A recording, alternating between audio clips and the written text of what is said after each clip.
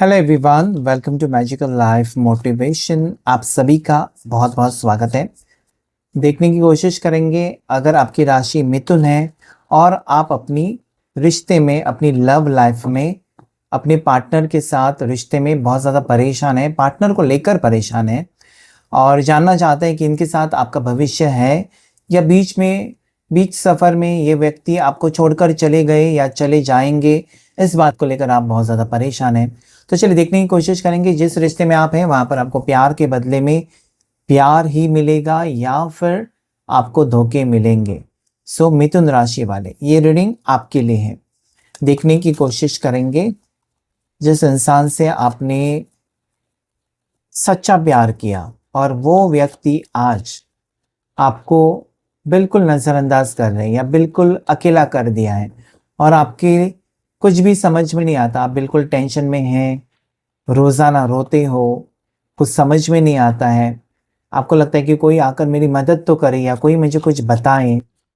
रोज़ रोज़ आप रोते हो, रात को रोते हो या परेशान हो, किसी चीज़ में मन नहीं लग रहा है, तो ये रीडिंग आपके लिए।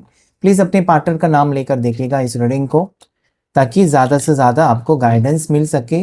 वीडियो को फुल वॉच करें ताकि कुछ भी मिस ना हो जाए।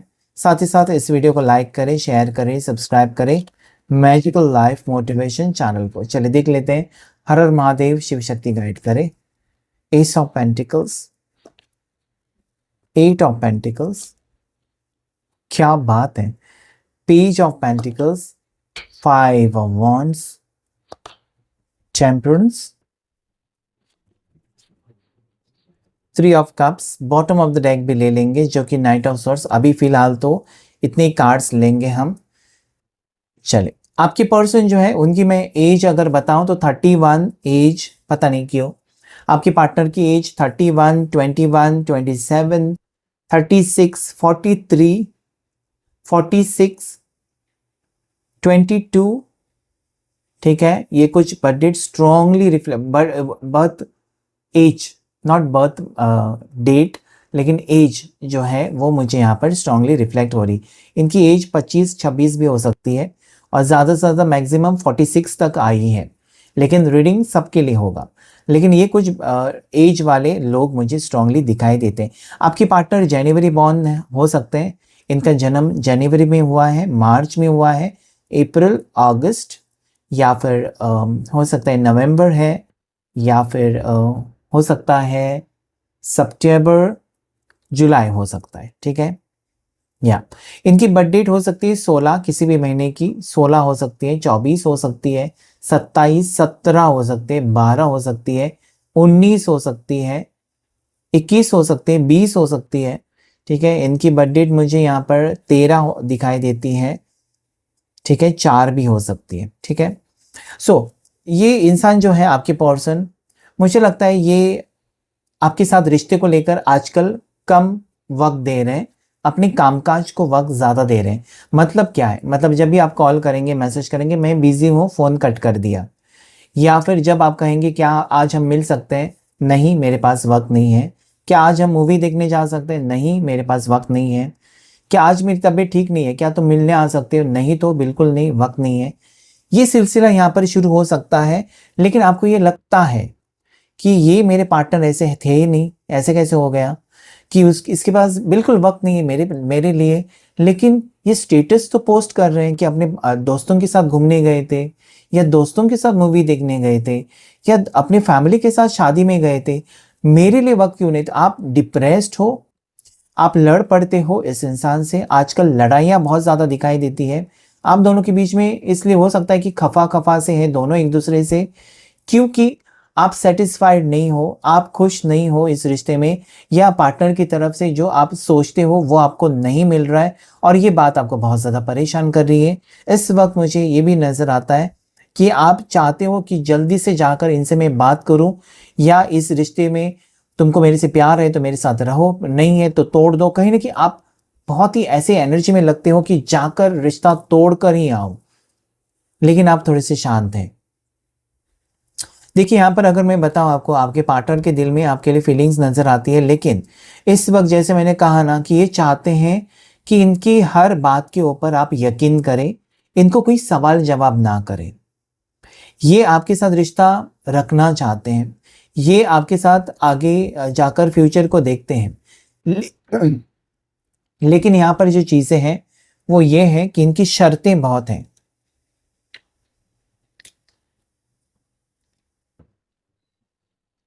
आपके पार्टनर सोचते हैं ना कि जो भी वो बताएं आप मानो, या आप उनकी हर बात में हाँ मिलाओ। ठीक है। अ, ये अपनी गलती नहीं मान रहे हैं और जिस चीज़ की आपको तकलीफ हो रही है, आपको उनमें बदलाव नज़र आता है। ठीक है, कि वो पहले जैसे नहीं है, पहले जैसे बात नहीं करते, या पहले जैसे वो आपको लेकर सीरियस नहीं है, या फिर रोमांटिक नहीं है, ये आप फील करते हो। लेकिन उनको ऐसा कुछ भी फील नहीं होता जिसकी आपको तकलीफ होती है कि ऐसे कैसे हो सकता है। ऐसे कैसे हो सकता है कि आप उनके पीछे-पीछे भाग रहे हो या आप उनसे उनके लिए तड़प रहे हो लेकिन वो बिल्कुल नहीं।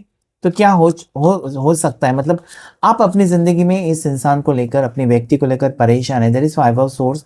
मैंने पहले ही कहा कि आजकल लड़ाइयाँ बहुत ज़्यादा हो रही है, नेगेटिव सोच आपको बहुत ज़्यादा परेशान कर रही है।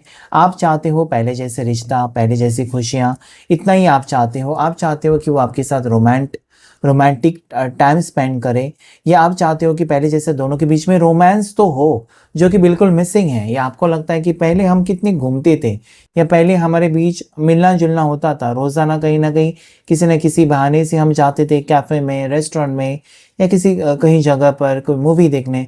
तो ये नहीं हो रहा है आजकल और ये चीज़ें आपको तकलीफ़ दे रही है। मतलब रिश्ता होकर भी ना के बराबर आपको लगता है। आपके पार्टनर ये सोचते हैं ना कि आपसे प्यार है, आपसे उनको रिश्ता रखना है, लेकिन उनको एक बात आपकी खटक जाती है, वो है कि आप छोटी-छोटी बात पर उनसे लड़ पड़ते हो, छोटी-छोटी बात पर आप उनसे शक कर लेते हो, छोटी-सी बात को लेकर आप हज़ारों सवाल पूछ लेते हो, आपको उनके ऊपर यकीन नहीं रहा, या आपके पार्टनर को ये भी नज़र आता है कि आप अपने लोगों की बातों में आते हो, या कोई लोग हैं जो आपको कुछ भी कहे आपके पार्टनर के बारे में, तो आप यकीन कर लेते हो। फॉर एग्ज़ाम्पल, अगर आपको किसी ने कहा, "अरे यार! तुम्हारे साथ आज पार्टनर नहीं आया तुम्हारा", तो आपने अगर कहा कि नहीं वो बिज़ी है, तो वो लोग अगर कहते, "अरे! मैंने तो उसको देखा था, वो रेस्टोरेंट में था, मैंने तो उसको देखा था, वो बाइक पर जा रहा था, उसके पीछे कोई और बैठा था।" तो आप कहीं न कहीं वो नेगेटिव सोच आप ले लेते हो। सबसे पहले क्या है ना, आपको जितना यकीन आपके पार्टनर के ऊपर है, उतना उनको भी आपके ऊपर होना चाहिए। इसमें अगर कोई तीसरे लोग आकर कुछ ना कुछ कहते हैं, आप दोनों को विश्वास नहीं रखना चाहिए, क्योंकि इससे ही रिश्ता धीरे-धीरे खराब हो जाता है। और दूसरी चीज़ है कि शक की कोई दवा नहीं होती। एक बार अगर दिमाग में आ गया कोई भी शक, तो वो हमेशा आपको परेशान करता रहेगा। इससे बेहतर है कि क्लैरिटी लें इस रिश्ते को लेकर और आगे बढ़ें। इस वक़्त सच में आपके पर्सन मुझे बिज़ी नज़र आते हैं। सच में इस इंसान ने पैसे को लेकर ज़्यादा अहमियत दी है और आपको कम हो सकता है। हो सकता है अभी पैसे क्यों कमा रहे हैं वो, आप दोनों के फ्यूचर के लिए हो सकता है, या उनकी ज़िम्मेदारी हो सकती है, या लोन हो सकता है, या कुछ और फ्यूचर को लेकर सोचते हुए नज़र आते हैं। सो डेफ़िनिटली दिस पर्सन हैज़, जैसे कि होते हैं ना, कुछ लोगों के छोटे सपने होते हैं, इनके बहुत बड़े सपने नज़र आते हैं। इनको बहुत बड़ी कमाई करनी है, या बहुत बड़ा बैंक बैलेंस चाहिए, ऐसा यहाँ पर मुझे क्लियरली नज़र आता है। साथ ही साथ मुझे ये नज़र आता है यहाँ पर कि ये पर्सन आपको हर खुशी देना चाहते हैं आपके कदमों में, लेकिन आप ऐसे इंसान हो कि आपको पैसे नहीं चाहिए, आपको लग्ज़री वाली लाइफ़ नहीं चाहिए, आप बस इस इंसान के साथ खुश हो। आपने ये कहा भी होगा, देखो मुझे बड़े-बड़े तोहफ़े नहीं चाहिए, मुझे पैसे का या फिर बैंक बैलेंस में कोई रुचि नहीं है, तुम कितना कमाते हो उसमें भी मुझे इंटरेस्ट नहीं है, बस मेरा साथ निभाओ, या फिर मेरे से रोज़ाना एटलीस्ट कम से कम बात किया करो। अगर आप दोनों सिंगल्स हैं, अगर आप हस्बैंड वाइफ हैं, तब भी यही शिकायत है कि आपके पार्टनर आपके साथ टाइम स्पेंड नहीं करते हैं, और ये कहीं न कहीं आपको बहुत ज़्यादा अकेलापन, मतलब आपको ये लगता है कि जितनी बार आप इस इंसान से अपनी फीलिंग्स एक्सप्रेस करते हो, इनको कुछ पड़ी नहीं है। ये अपने दोस्तों के साथ ज़्यादा टाइम स्पेंड करते हैं, अपने कलीग्स के साथ ज़्यादा टाइम स्पेंड करते हैं, या फिर अपने परिवार के साथ, जो कि बात आप, मतलब आपका प्यार नहीं नज़र आता, बाकी लोगों का प्यार उनको नज़र आता है, ये चीज़ आपको खटक रही है। लेकिन जैसे मैंने कहा, आपके पर्सन बहुत ज़्यादा सोच विचार करने वाले इंसान हैं। ये कम रोमांटिक भी हो सकते हैं, अपनी फीलिंग्स ना एक्सप्रेस करना ये भी हो सकता है। आगे जाकर भी मुझे चीज़ें आप दोनों के रिश्ते में यही नज़र आती है कि ये काम को लेकर, अपने करियर को लेकर ज़्यादा फोकस कर सकते हैं और उस दौरान अकेलापन आपकी ज़िंदगी में आ सकता है।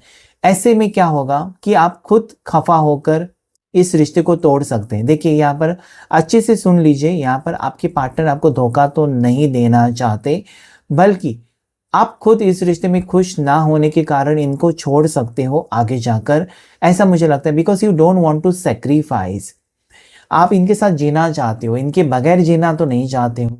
सो ये आपकी सोच मुझे लगता है बहुत स्ट्रेट फॉरवर्ड है कि ये अवेलेबल रहे जब भी आपको ज़रूरत हो। ऐसा ना हो कि आप अकेलापन महसूस करें इस रिश्ते में।